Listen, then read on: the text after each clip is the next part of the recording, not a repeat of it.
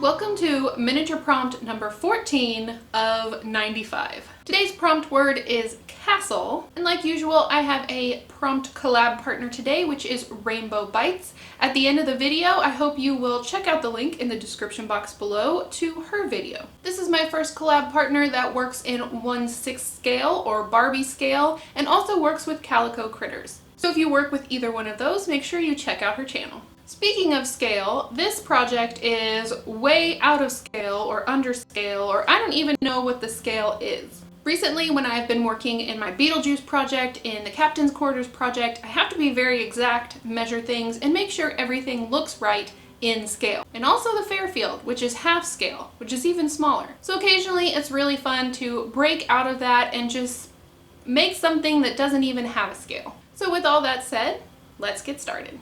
As always, I'm going to start by pulling out the prompt book and looking for the prompt castle. I will leave a link to the entire prompt list that has all the prompts listed if you want to check it out. That will be in the description.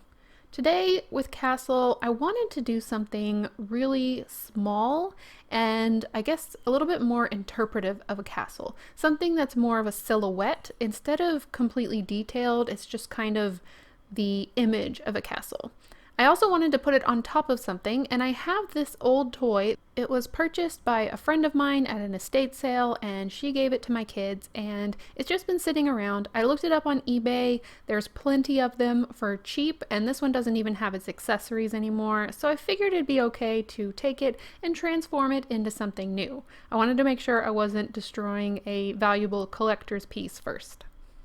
I also really wanted to do this project with things I already had. I tend to build up little collections of bits and pieces, and this was the perfect time to put these to use to build this little mini castle that I had in mind. I'm going to pull out several different things. I'm not going to use all of these, but I wanted to have lots of stuff sitting around me while I was working, so I could pull out anything that I thought would fit in a specific area.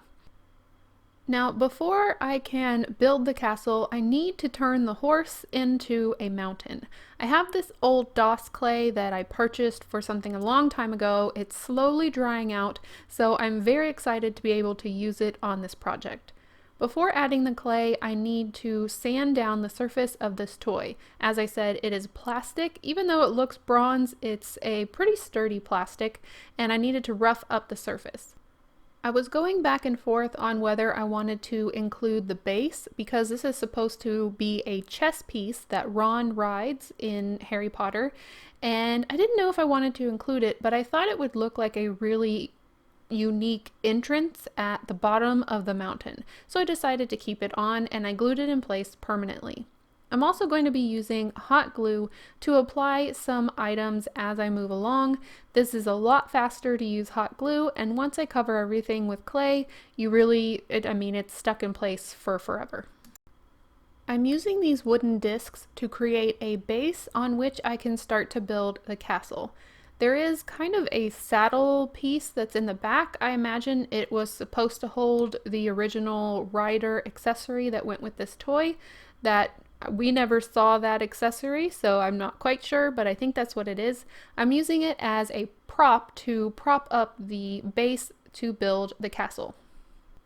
I placed the circles haphazardly around, trying to imagine this mythical civilization building on top of a mountain, how they might build out a little bit from the horse's body, and try to create platforms to maybe make defense areas, or I don't know. When I start these projects, I get into my head a little bit, but I really think that's one of the fun things about miniatures is starting to create stories or tell stories with your pieces. I reinforced the circles with hot glue, and then I decided to build up the bottom of the mountain. Now, a mountain is going to need a lot of base support, so I knew I was going to end up hiding a lot of the bottom of the horse. I wanted to keep at least one leg so that you could tell that the horse was kind of jumping up and it still had that feel to it. But the other leg ended up being entirely cased in this aluminum that I'm adding on. The aluminum is going to act as a sculpting aid so that I don't have to fill the entire space with clay. I can just add clay on top of the aluminum. That will save me some time, some dry time, and it will save me money on clay.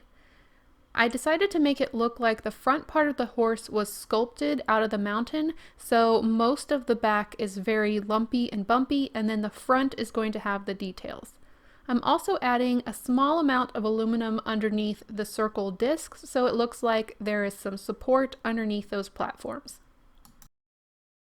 So now that I'm happy with the aluminum structure, I can go ahead and grab the clay. I am using DOS paper clay, which I really like. Please don't take the condition of my clay as how this clay normally is. It's usually very soft, really easy to work with. Mine is probably about a year old now and starting to dry out. Because it's drying out, I end up using a squirt bottle to help just dust the front, or spritz. There we go. Spritz the face of the clay, and this is going to help me smooth it out. This is just putting a little bit more life back into the clay so that I can get it the way I want. Now I'm sculpting a mountain, so some lumpiness is okay with me, but if I was trying to sculpt a face or something a little bit more elegant, I might have trouble with the state that this clay is in. Because I'm sculpting on top of the aluminum foil and on top of the plastic body of the horse, the clay only ends up being maybe about an 1/8 inch thick, which means it's going to dry very quickly. You can already see around the edges where it's turning white. Those are areas where it's starting to dry. I also wanted to remove some of the specifically Harry Potter details from the horse. I'm sorry for any Harry Potter fans. I want to make this look a little bit more generic. To do that, I'm just smoothing some of the DOS clay over the intricate details. I also thought about adding this mohawk mane on the top, but in the end I decided to take it off, and I will continue to struggle with the mane as we move forward with this project. But that's what's fun about trying something new, is you really just kind of get into it, try a few things, and see what you like. I let this entire sculpture dry overnight underneath a fan, and it is rock hard. I'm very happy with how it turned out. It adhered to the plastic beautifully, and there wasn't anything that was coming off, and it worked great. So I was very happy with that. I was worried that the paper clay would kind of flake off, but it didn't. Now, for the first time ever, I am going to be making Black Magic Crafts special Mod Podge mixture, there we go, with black acrylic paint. I cleaned out this salsa jar just for this. I've never done it before. I've had several people suggest it to me, and I just wanted to go ahead and give it a try. So I'm doing 1/3 black acrylic paint and 2/3 matte Mod Podge. Maybe in the next segment I'll be able to talk. All I did was shake the jar really good and it was ready to go. I'm just going to paint this entire thing with this mixture, and hopefully this will create a really nice base. I'm going to get in every single nook and cranny so that when I start doing the final paint job, I don't have to worry about any of the white clay showing through. This works as both a sealant and a base coat, which is perfect because it saves me time.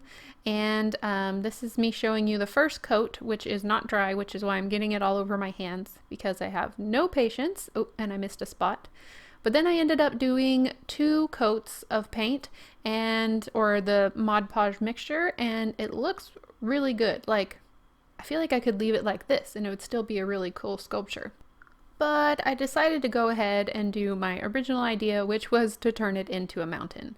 I did a base coat of gray on top of the black base coat, and I decided to go with, like, you know how in mountains or in cliff sides you see like the rocks divided because over the years they get compacted down and you just see like different colors. Sedimentary rocks. Is that right? Is that the right term?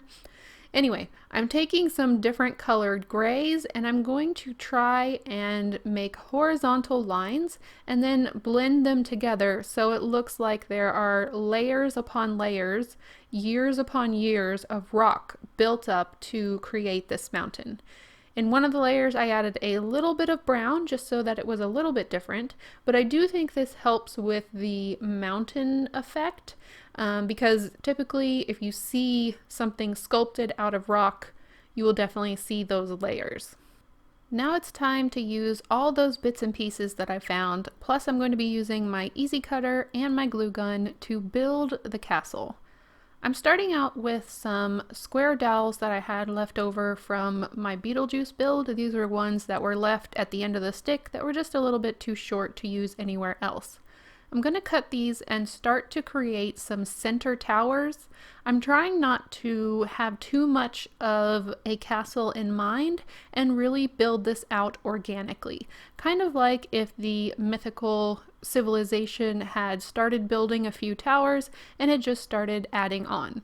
I really wanted to add this little bottle cap, but I just couldn't figure it out. But this was a lot of the process of just holding up a piece, deciding if I liked it, deciding if it fit, and then either gluing it on or moving on to something else.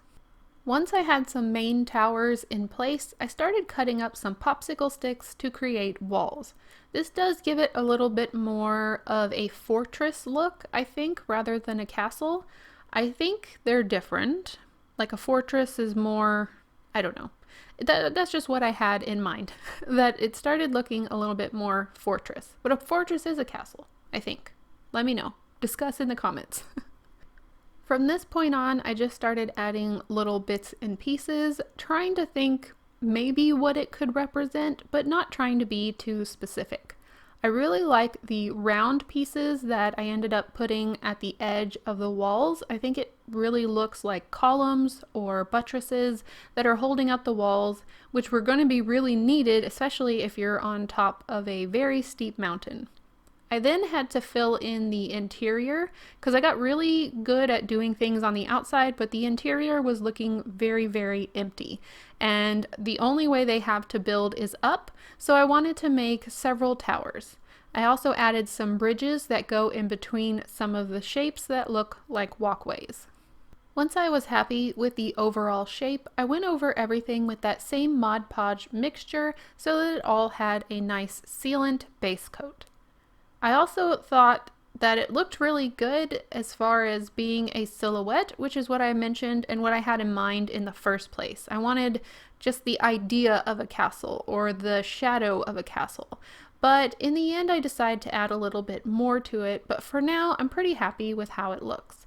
I also started thinking that it only makes sense that the civilization that sculpted the horse would probably use some of that stone to build the city, so I used a little bit of the gray from the same color I painted the horse to dry brush on top of the city buildings. This did make them a bit more gray, and it didn't quite have the contrast that I was liking in the beginning, but I do think it makes a little bit more sense. Then I took a smaller brush and with that same gray, I went over the edges of the buildings, just some of the edges, not all of them. And I think this gave some of those details and it really popped out some of those shapes that I took so much time to glue on. I think it gives it a little bit more depth when you're looking at it because it does kind of merge together as one castle, but these individual lines and these individual highlights will really make a few of the shapes pop out. And then, just because I probably couldn't help myself, I added some brown paint to the top of the buildings, again, dry brushing. I don't really think this added anything. In fact, I think it took away some of the detail painting I had just done, but I figured you probably noticed that there was some brown paint on there, so I wanted to mention it. This is all just the process of experimenting and trying to figure out what looks good on a brand new project. Now I'm going to be adding some greenery because this is a mountain. I wanted to add some treetops and maybe some areas that look like they have grass on top. I figured this was going to make quite a mess, so I put a craft tray underneath the entire piece. I grabbed this little beading tool, it's so you can like scoop up beads, but I'm going to be using it to scoop up this very fine green material. I'm using tacky glue for this because it's a slower drying glue, spreading it out with a toothpick and then just dusting on this green material over the top. And just like glitter, it gets everywhere. I'm pushing it down into the glue just to make sure that it's taken hold as much as possible. In my mind, I'm trying to think of areas of this sculpture that would be exposed to the sun if it were outside, and those are the areas that would tend to grow grass or grow trees. I really enjoyed adding this green stuff. I didn't enjoy the mess, but I enjoyed the process of adding it on. However, I did not enjoy the process of adding the treetops on, and I say treetops just because of how big the castle is. The pieces I'm going to be adding on next would definitely be treetops. So these, I decided to use this smaller like lighter green first, and it just fell apart. So basically I just had crumbs in my glue and it was a nightmare to work with. So I decided to not use very much of that. If I did use that, I used it sparingly and on top of this darker green stuff. The darker green stuff was more of like a sponge and it held together a little bit easier, but it was still not very fun to try and get it to stick. It wanted to fall off a lot. I also added some on the inside of the gates or the inside of the walls, so it looked like greenery was also growing from within inside the castle. Here are all the spots I decided to add some treetops or some greenery. It was fun to try and figure out, or it was kind of nice to also have these to cover up any mistakes or any pieces that I didn't like, to fill in gaps. Greenery is always really good for that. The only issue I had was with his head. It was starting to look a little bit, and even though I had originally thought, oh, this is a great idea, I can make the mane out of trees, I don't know, maybe I should have stuck with the original rock formation. I ended up adding a few more down the back of the neck, which I think helped a little bit, but I also decided to add some paint to give a little variation in the green. I'm just using a brush and I got a little bit on the edge, so basically dry brushing but more with a stippling technique to get a little bit of a different green on top of that really dark green. And I think this did help a lot with the greenery area. Then I added a bit more of the really thin green stuff to the sides, just because I feel like if that was really a forest in that area, there would be a little bit more green turf. So I think it helped. You can let me know what you think of his hairdo, but anyway, I think I like it. I think I got it to where I like it. Now I'm going to be adding some chalk pastel because chalk pastel, like, I've just really come to use a lot of it in my miniatures, and I think it's really fun to add. I'm going to be adding some black, and this is going to force some shadows onto this mountain. Anywhere where I want to highlight some details that I left, that I didn't ruin with the mountain, I am going to be adding some black underneath so that these details really start to stand out. This is going to be in the tail, underneath the armor piece, and also around the eye area. Then I used some brown because I wanted to add that around the edges of the green areas, because where there is greenery, there's going to be some soil. Again, this soil would be super small because the castle is super small, so just adding a hint of it with some chalk pastel seemed to work out really well. For the castle itself, I wanted to kind of do an opposite thing, where instead of using earth tones, I started to use some neon colors. The reason I'm doing this is because I wanted to add something special about the castle, something that kind of catches your eye, but I wanted to stick with that silhouette, shadowy idea where this is a castle on top of a mountain from far away and not add too many details. But I think it's interesting to add the neon chalk pastel. It kind of gives it more of an iridescent look, or something where you're just kind of wondering why Is it pinkish, bluish, orangish? And I think it just kind of stands out a little bit from the mountain itself and gives it its own identity. Because I used chalk pastel, I sealed everything with some Mr. Super Clear, and it was done.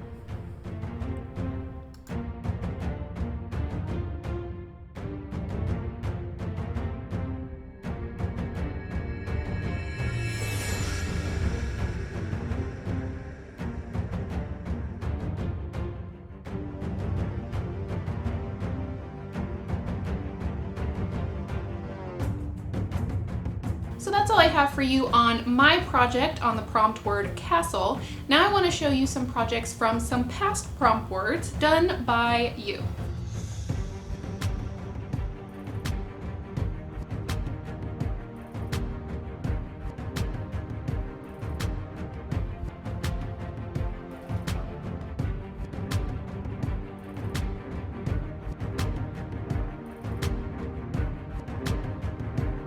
Now you may have noticed, if you're a big prompt fan, that there haven't been that many of these videos coming out recently, and that's because I've become overwhelmed with having just a lot of projects on my channel. Now I'm not saying that I'm stopping the prompts, I'm just saying that they're going to go back to what I originally had planned. I made the prompt book originally so I could just grab it whenever I had a week where I was feeling unmotivated or didn't know what to make, and then it started being a monthly thing, and then I really enjoy the prompts and I end up experimenting and doing a lot of fun things during the prompts. So they will still happen, but it will just be whenever I need something to kind of fill in a gap. So I hope you will still feel free to post your own prompts with hashtag Bentley House prompts so that I can see them. I just don't know when each video will be coming out. I hope you all have an amazing week. Make sure to check out Rainbow Bites video, which you can find in the description box below, and I will see you in the next one. Bye. I never really know where to... Do you like my earrings? They're keys. I'm so excited. I wish I was like a realtor for like haunted mansions and I could wear my skeleton key earrings. That would be cool.